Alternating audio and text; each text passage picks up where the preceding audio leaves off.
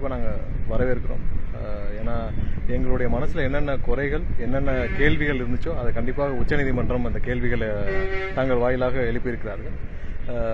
இந்த தீர்ப்பு கண்டிப்பாக மக்களுக்கான தீர்ப்பு. ஏன்னா தமிழக மக்களுடைய அனைத்து சந்தேகங்களும் அனைத்து கேள்விகளும் என்னென்ன மனதில் வைத்திருந்தோ எங்களுடைய அனைத்து கேள்விகளுக்கும் இன்னைக்கு உச்சநீதிமன்றம் அவங்க வாயிலாக எழுப்பியிருக்காங்க. இந்த 2 வாரத்தில் நடந்த எல்லா டிராமாவும் பார்த்துருப்பீங்க, எல்லா விஷயத்தையும் நீங்கள் பார்த்துருப்பீங்க. இது வந்து மக்களுடைய அனைத்து துயரங்களும் அனைத்து கேள்விகளும் எல்லா மக்களும் என்ன மனசில் நினைச்சிருந்தாங்களோ அதோடைய கேள்வியை இன்னைக்கு உச்சநீதிமன்றம் கேட்டிருக்கிறார்கள். அடுத்து கண்டிப்பாக உச்சநீதிமன்றம் நிறைய வழிகாட்டுதலை கொடுத்துருக்காங்க, எப்படி எஸ்ஐடி இருக்கணும், என்னென்ன விசாரணை நடக்கணும்னு. கண்டிப்பாக எல்லா விஷயமும் இதில் நிறைய விஷயங்கள் நாங்கள் எங்கள் சார்பாக என்னென்ன நாங்கள் எங்ககிட்ட இருக்கோ ஆதாரங்கள் இருக்கோ என்னென்ன சார்பாக எங்ககிட்ட எங்களுடைய கேள்விகள் எல்லாத்தையும் நாங்கள் அந்த விசாரணை ஆணையத்திலும் நாங்கள் கண்டிப்பாக கொடுப்போம். கண்டிப்பாக நீதி வெல்லும்.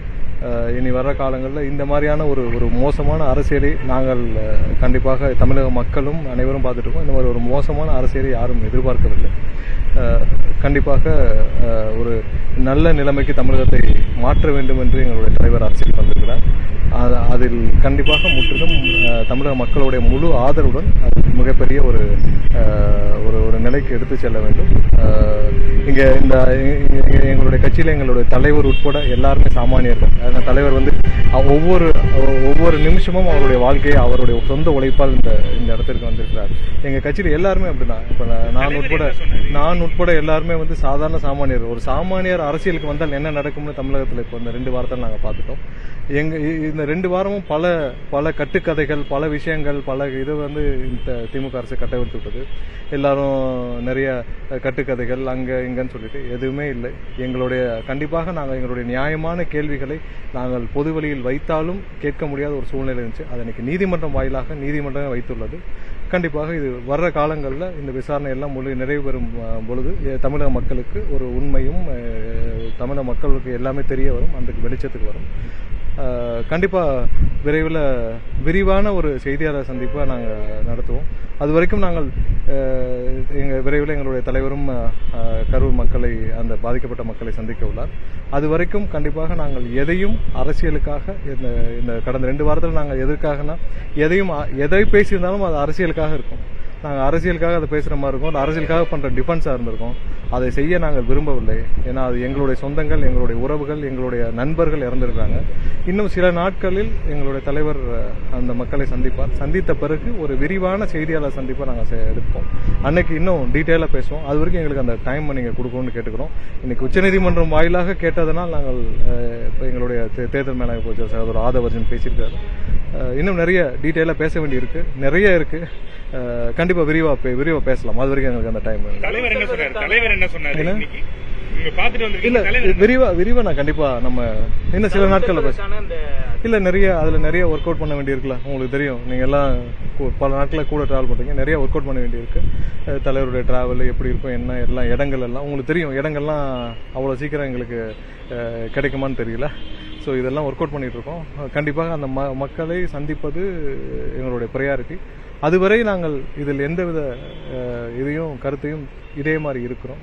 ஏன்னா அதுக்கப்புறம் விரிவான ஒரு செய்தியாளர் சந்திப்புல எல்லாத்தையும் விரிவா பேசுவோம். இல்ல சிபிஐ விசாரணைக்கு உத்தரவு போட்ட உடனேயே நிறைய விமர்சனங்கள் வருது. தாவேகா வந்து விரிவா பேசலாம். ஏன்னா இது சம்பந்தமா ஒவ்வொரு நொடியும் விரிவாக நம்ம பேச வேண்டியிருக்கு. கண்டிப்பா விரிவா பேசலாம். ஏன் இதுக்கு முன்னாடி திமுக வந்து எல்லா விஷயத்திலும் சிபிஐ விசாரணை கேட்டு திமுக எத்தனை சிபிஐ விசாரணை கேட்டிருக்காங்க. அப்ப திமுக தான் இதுல அப்ப இருந்த தேசிய மத்திய அரசோட கூட்டணியில் இருந்தாங்களா என்ன? அதுக்கும் இதுக்கும் சம்பந்தம் எல்லாம் வந்து இப்ப இங்க மாநிலத்தில் சிபிசிஐடி விசாரிக்காங்கன்னா அப்ப மாநில அரசோட கூட்டணியா? ஒரு ஏஜென்சி விசாரிக்கணும்னு உச்சநீதிமன்றம் சொல்லியிருக்கு. ஸோ அதை நம்ம கண்டிப்பாக மதிச்சு செயல்பட வேண்டும்.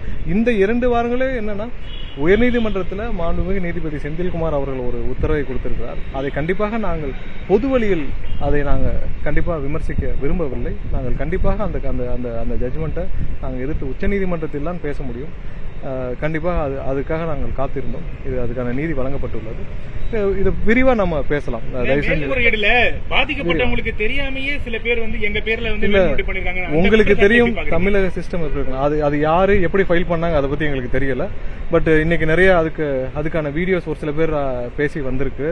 ஸோ இது தமிழ்நாட்டில் உங்களுக்கு தெரியும், கரூர்ல ஒவ்வொன்றும் மிரட்டப்பட்டு ஒவ்வொருத்தரும் பிறல் சாட்சி மன்னராக இருக்கும் ஒரு கேஸுக்கே சொந்தக்காரர் திரு செந்தில் பாலாஜி அவர்கள். ஒரு கேஸ் அதனாலதான் அந்த கேஸ் வந்து சுப்ரீம் கோர்ட்டு போய் திரும்பவும் மறு விசாரணைக்கு வந்திருக்கிறது. பிறல் சாட்சி ஒரு 50 பேரையே பிறல் சாட்சி சொல்ல வச்ச செந்தில் பாலாஜிக்கு இங்க இருக்கிற 4 பேரை மிரட்டி மாத்தி பேச வைக்கிறதெல்லாம் பெரிய விஷயம் இல்ல. உங்களுக்கு தெரியும், இதை நான் வந்து விரிவா பேச வேண்டியது இல்ல. கண்டிப்பா சில நாட்கள்ல இதை பத்தி விரிவாக நம்ம பேசுவோம். பாதிக்கப்பட்டவங்க தரப்புல இருந்து உங்ககிட்ட யாராவது அணுகுனாங்களா, எங்களை மிரட்டுறாங்க அந்த மாதிரி யாராவது அணுகுனாங்களா? இதை பத்தி இது வரைக்கும் அந்த மாதிரியான மூலத்தை நாங்க வைக்கல. ஒருவேளை எங்க நிர்வாகிகள் யார்கிட்ட பேசிருக்காங்கன்னு தெரியல. இது வரைக்கும் எனக்கு அந்த இன்ஃபர்மேஷன் நாங்க எங்களுடைய முழு கவனமும் இதுல இருந்தது. கண்டிப்பாக அப்படி யாரும் மிரட்டினாலும் அது உண்மை ஒரு நாள் வெளியே வரும். ரொம்ப நாளா இதெல்லாம் தள்ளி போட முடியாது. கண்டிப்பா சந்திப்போம். நன்றி. அதிமுக பொதுக்கூட்டங்களுக்கு தாவேகா கொடிகள் அதிகம் வருது. இல்ல நம்ம விரிவா பேசலாம். ஒரு சில நாட்கள்ல பேசலாம். நன்றி.